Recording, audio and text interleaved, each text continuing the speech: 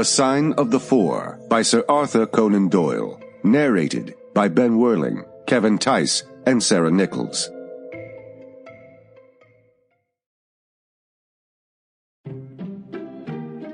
Chapter 1. The Science of Deduction. Sherlock Holmes took his bottle from the corner of the mantelpiece and his hypodermic syringe from its neat morocco case. With his long, white, nervous fingers, he adjusted the delicate needle and rolled back his left shirt cuff. For some little time his eyes rested thoughtfully upon the sinewy forearm and wrist, all dotted and scarred with innumerable puncture marks. Finally, he thrust the sharp point home, pressing down the tiny piston, and sank back into the velvet-lined armchair with a long sigh of satisfaction. 3 times a day for many months I had witnessed this performance, but custom had not reconciled my mind to it. On the contrary, from day to day I had become more irritable at the sight, and my conscience swelled nightly within me at the thought that I had lacked the courage to protest.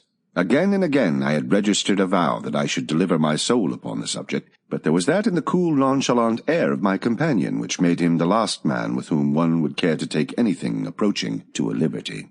His great powers, his masterly manner, and the experience which I had had of his many extraordinary qualities, all made me diffident and backward in crossing him. Yet upon that afternoon, whether it was the balm which I had had with my lunch, or the additional exasperation produced by the extreme deliberation of his manner, I suddenly felt that I could hold out no longer. "Which is it today?" I asked. "Morphine or cocaine?"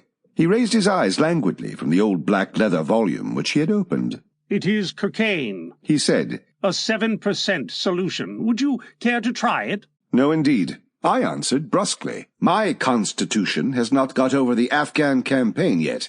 I cannot afford to throw any extra strain upon it."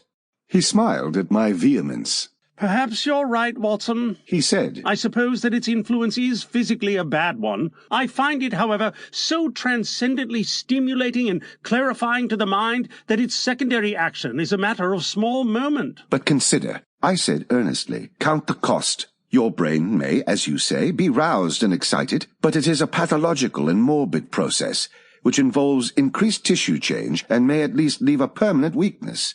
You know, too, what a black reaction comes upon you. Surely the game is hardly worth the candle. Why should you, for a mere passing pleasure, risk the loss of those great powers with which you have been endowed? Remember that I speak not only as one comrade to another, but as a medical man to one for whose constitution he is to some extent answerable."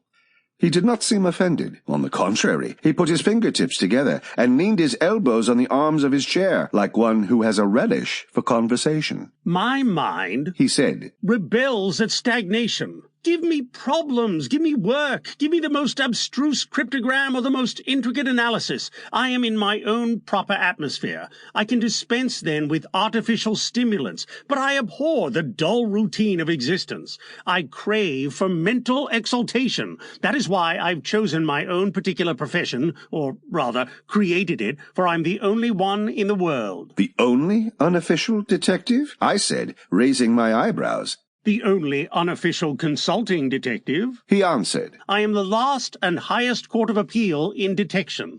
When Gregson or Lestrade or Anthony Jones are out of their depths, which, by the way, is their normal state, the matter is laid before me. I examine the data as an expert and pronounce a specialist's opinion. I claim no credit in such cases. My name figures in no newspaper. The work itself, the pleasure of finding a field for my peculiar powers, is my highest reward.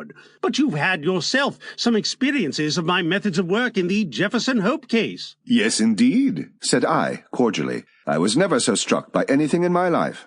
I even embodied it in a small brochure with the somewhat fantastic title of A Study in Scarlet." He shook his head sadly. "I glanced over it," said he. "Honestly, I cannot congratulate you upon it. Detection is, or ought to be, an exact science, and should be treated in the same cold and unemotional manner. You have attempted to tinge it with romanticism, which produces much the same effect as if you worked a love story or an elopement into a fifth proposition of Euclid." "But the romance was there," I remonstrated. "I could not tamper with the facts." "Some facts should be suppressed, or at least a just sense of proportion should be observed in treating them. The only point in the case which deserved mention was the curious analytical reasoning from a Sample complete. Ready to continue?